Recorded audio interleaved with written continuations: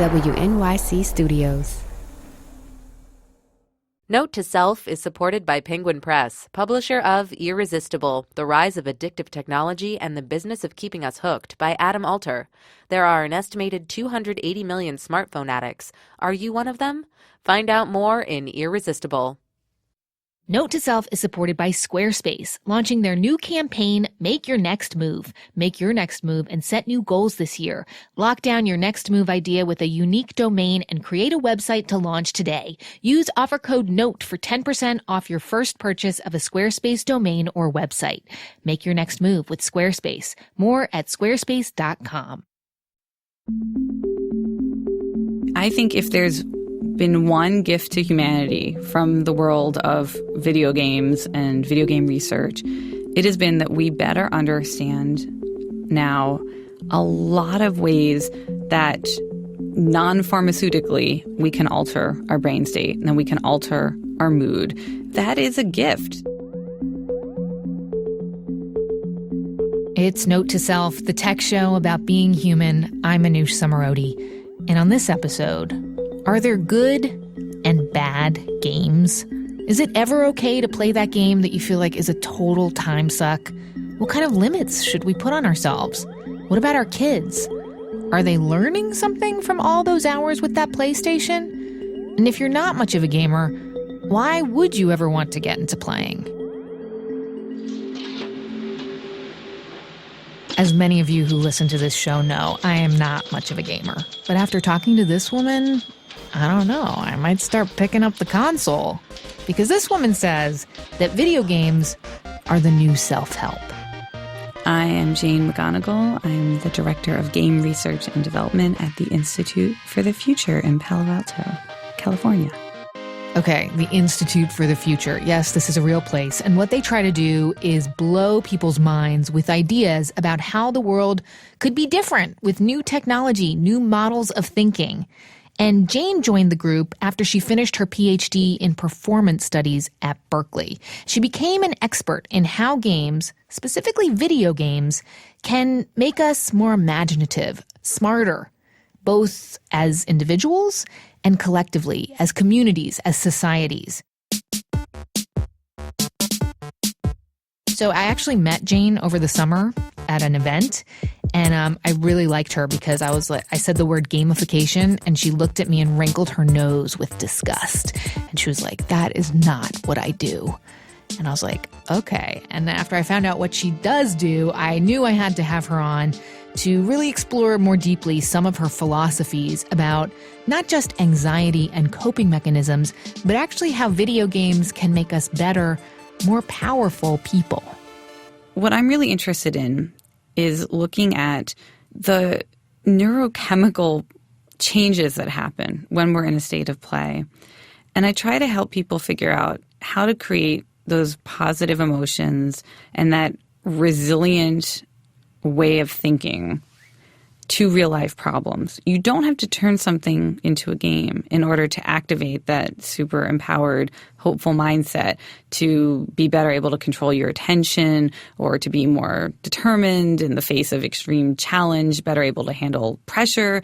You just need to understand how your brain works when you play games and what are the sort of secret hacks to doing that in everyday life. And when I make a game, I'm trying to do that for people, but you can also learn to do it for yourself. You've talked about in both of your books, Super Better and Reality is Broken, about how games, specifically video games, can be linked to coping with depression and anxiety. Can you explain what is going on in our brains? Well, my favorite research finding from the hundreds of years that human beings have been studying play and games is from Brian Sutton Smith, who's a renowned psychologist of play. And he once said that the opposite of play isn't work. The opposite of play is depression. And that is true both at an intuitive level. You know, when we play games, we're optimistic about our ability to improve and get better. We have a lot of physical energy. We have access to positive emotions like excitement and pride in our accomplishments and joy and curiosity and wonder. And we have an easier time reaching out to other people when we're playing a game and they're playing it with us. We have common ground and shared attention. When you reverse all of those things, it's literally the clinical definition of depression.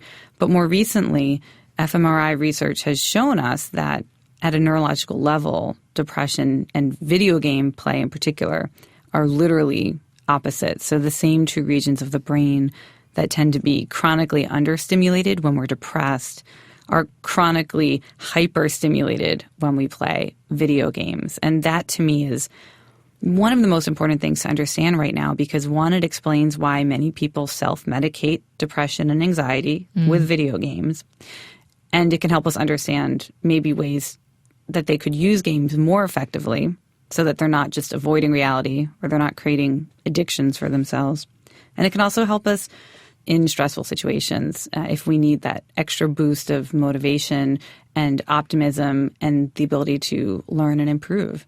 But I guess I worry that often we use video games to numb ourselves. So playing a game to sort of keep my mind occupied so I'm not ruminating. That makes sense to me. But then there's another part of me that's like, well, why don't you just focus on why you feel so uncomfortable with this decision and try to work through that? Yeah, I mean, that's really interesting. I think it depends on how you feel about the source of anxiety or depression. If you practice cognitive behavioral therapy, which a lot of Super Better draws on, one of the beliefs of that system is that you don't have to take all of your thoughts and feelings seriously, that just because they pop up in your mind doesn't mean that they are real or matter.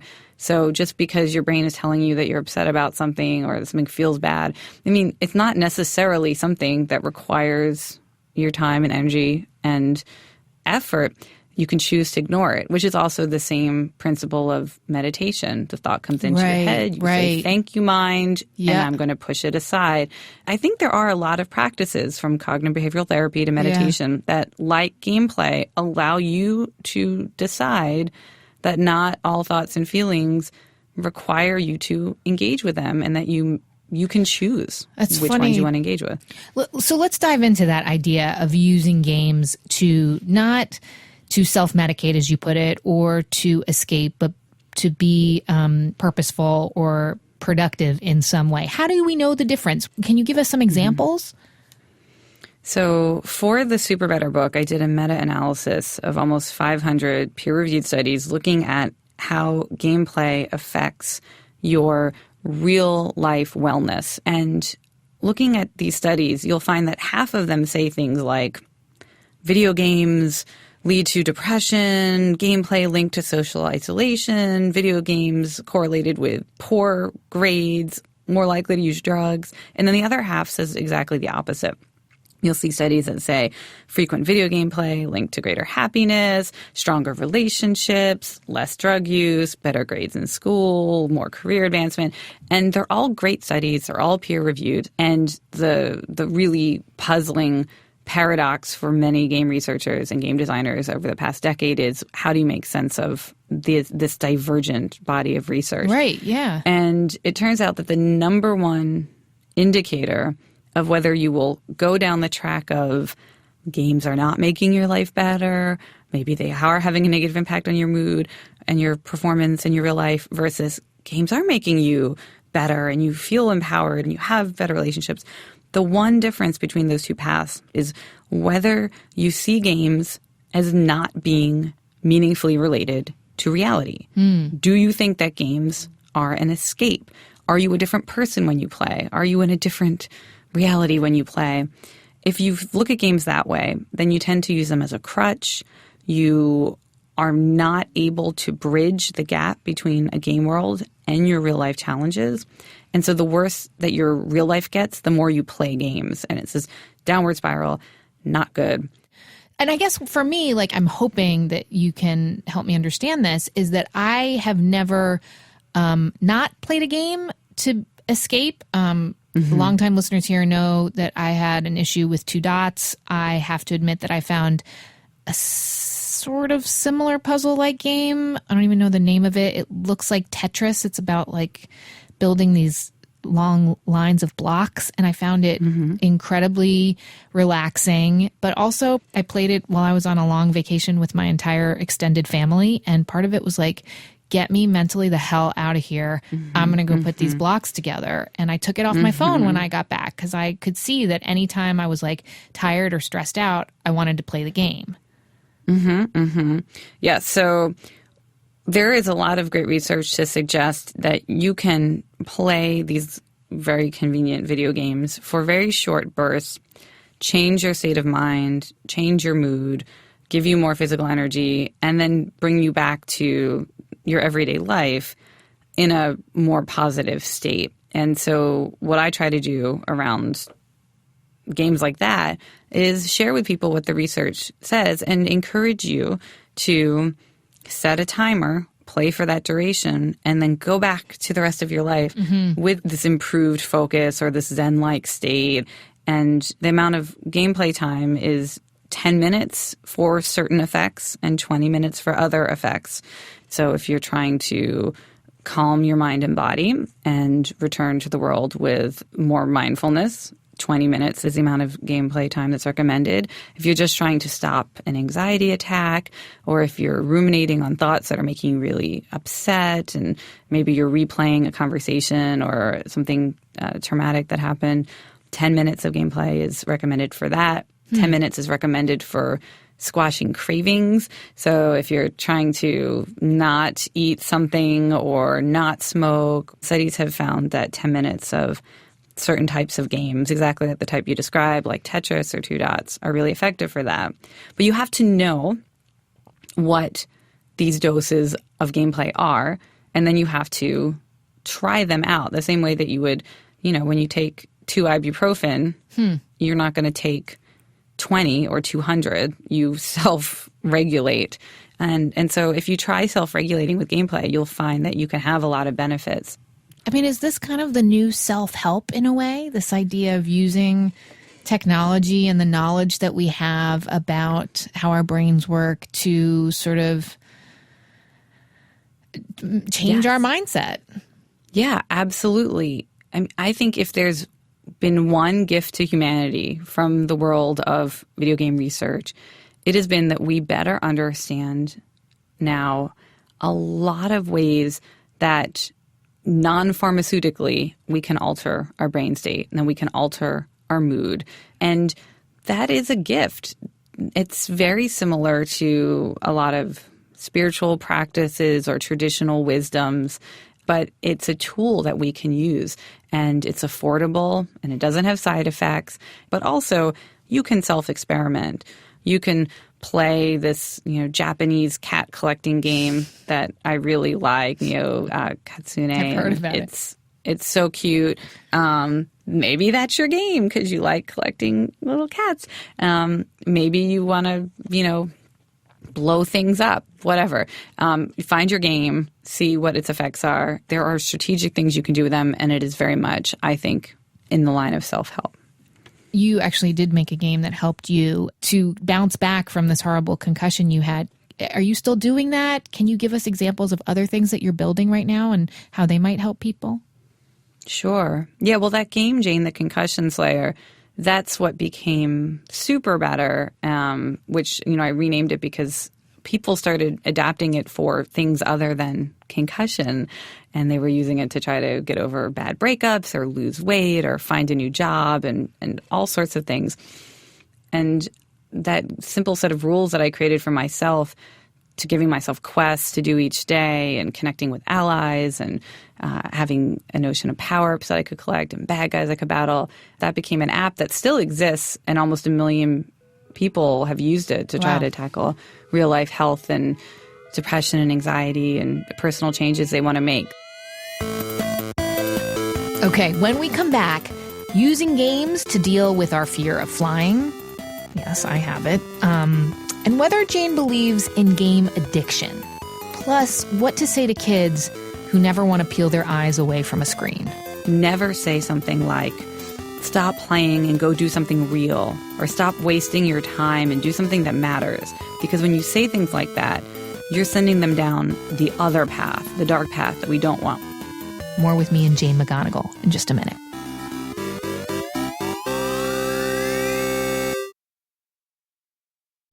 Note to Self is supported by Mozilla, the technology nonprofit that believes every person should be in control of their own privacy on the internet. Mozilla uses and promotes plain language policies that give people straight talk about their online privacy rights. And Mozilla builds privacy into its own products. Their Firefox browser features a forget button and private browsing with tracking protection. And the new iOS browser, Firefox Focus, is set up for maximum privacy by default. For more, visit mozilla.org/privacy. Note to Self is supported by Squarespace, the simplest way to create a website. This new year, make your next move with Squarespace. Whether that's starting a business or launching a passion project, no matter what your goals are, Squarespace's award-winning templates can help you present your ideas to the world beautifully. Use offer code NOTE for 10% off your first purchase of a Squarespace domain or website. Squarespace.com. Make your next move. Make your next website. Hey, what's up? I'm Jessica Williams. And I'm Phoebe Robinson. And we are back this spring with an all-new season of our hit podcast, Two Dope Queens, from WNYC Studios. It's comedy. It's conversation with your fave celebs. It's me and Jess telling trife stories about my bottle obsession. Ugh, gross, dude. Why are you even bringing that up right now? Anyway, this season you'll hear from John Hamm, Carrie Brownstein, Tig Notaro, Gabrielle Union, and more. Ooh, my pits are sweating just thinking about Cool it. down, girl. Come on over to Two Dope Queens, wherever you get your podcasts. And Bono, call me.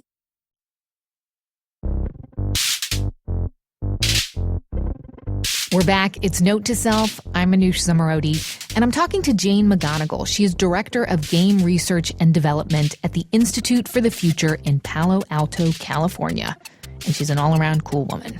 So a lot of my listeners have written with questions about being worried that their kids are playing too many video games. How can a parent then tell the difference between what is actually something that they should let their kid do and something that they really should put limits on?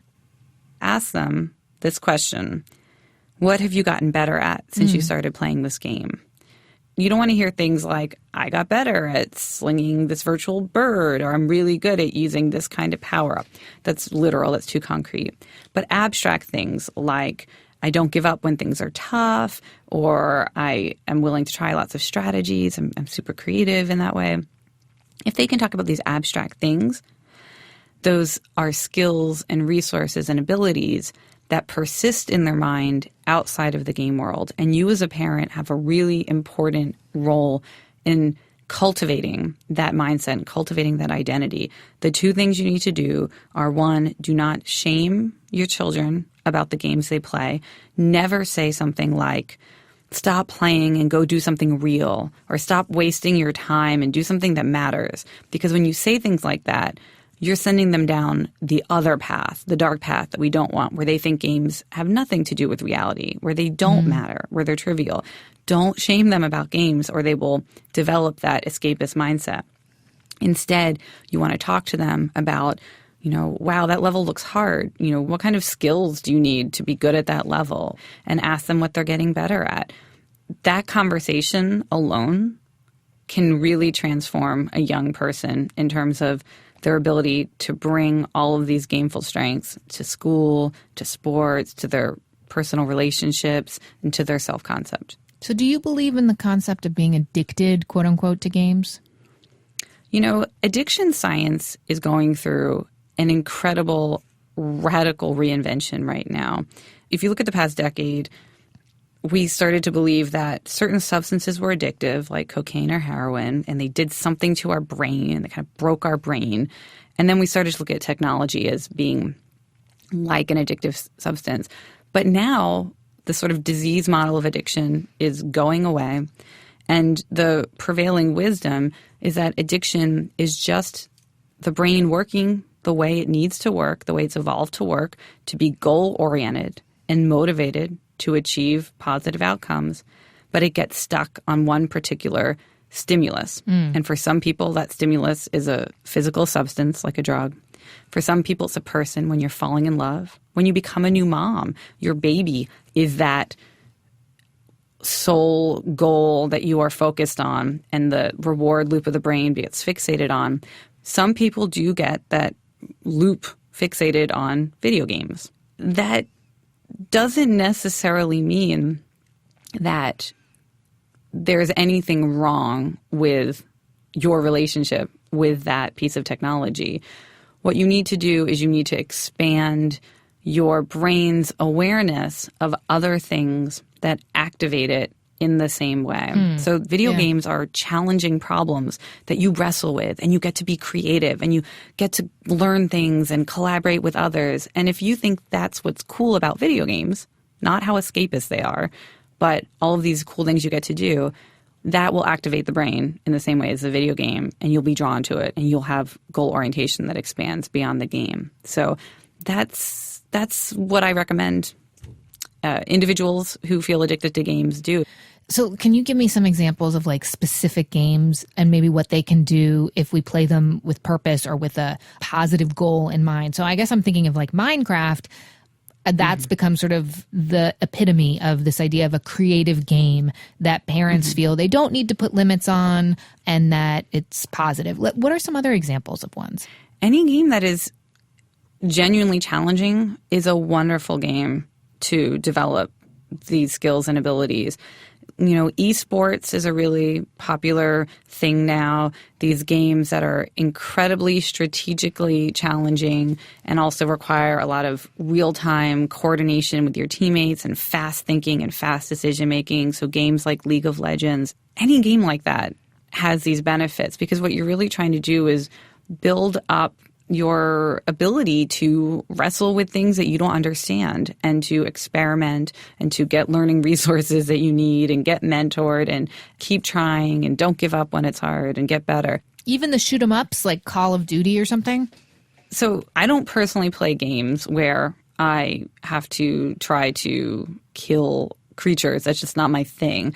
But for people who are drawn to those games, there is quite a lot of evidence that when you play them with people you know in real life, whether you're on a team or you're playing online with friends, there are so many benefits in terms of the strength of your relationship, your ability to process a lot of information quickly and make better decisions under pressure faster. So there's cognitive benefits, there's social benefits.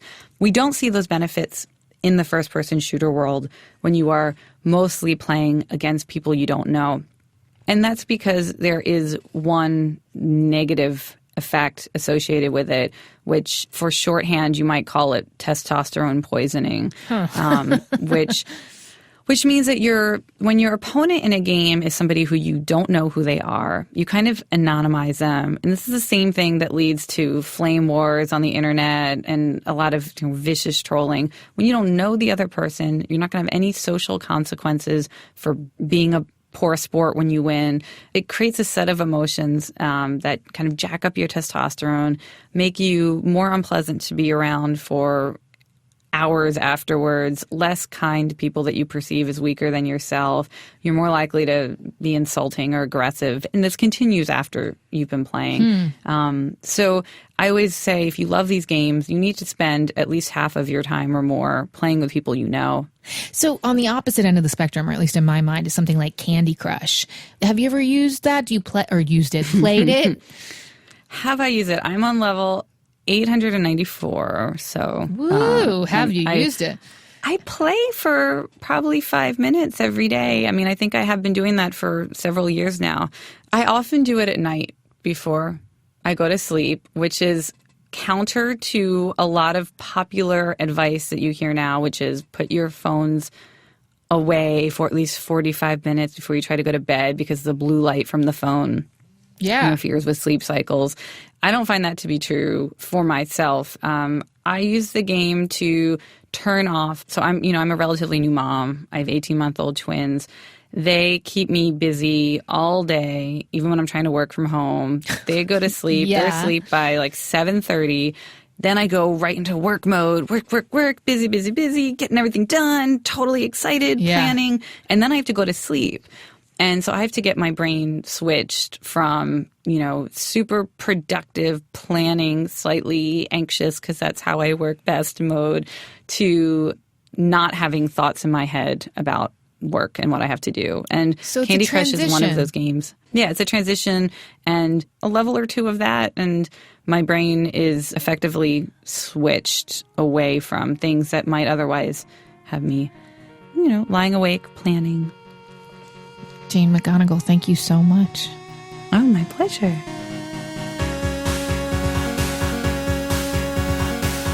What's your jam, people? I am getting ready to go on a crazy long flight for a podcast festival in Australia, and I am going to put some old-fashioned Tetris on my phone. Guilt-free, because that is what Jane recommended. I hate flying, and she was like, you know what? Why do you have to be in misery? Stick some Tetris on there and distract yourself.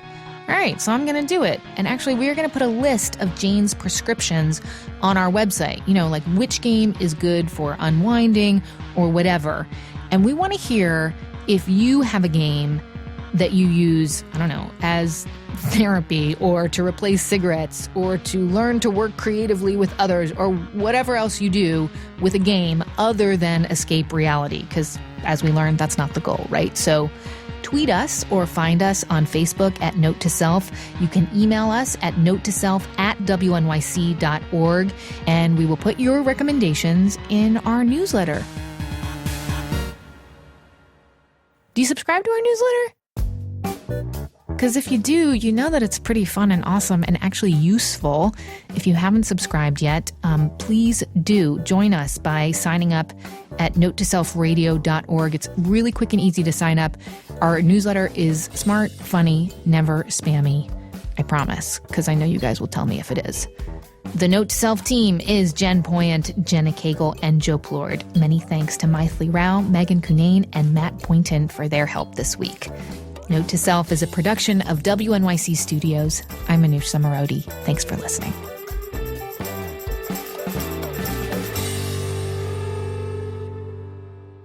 In every job that must be done, there is an element of fun. You find the fun, and snap! The job's a game.